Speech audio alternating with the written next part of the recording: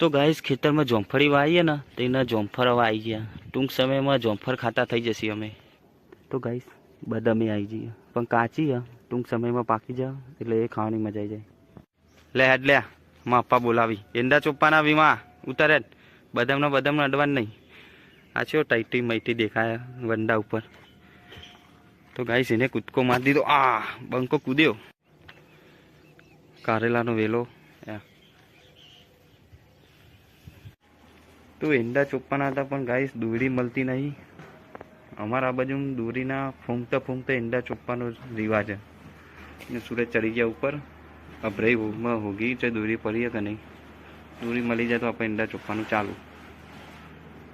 તો દોરી તો મળી નહીં પણ સૂરજ જોડેમાં અપાયા ને સાફ સફાઈ કરાવી નાખી દોરી હોકતા. તો ગાઈસ એંડા ચોપ્પા જવાનું હતું પણ એ પ્રોગ્રામ આપણો કેન્સલ થયો કેમ કે દોરી મળી નહીં.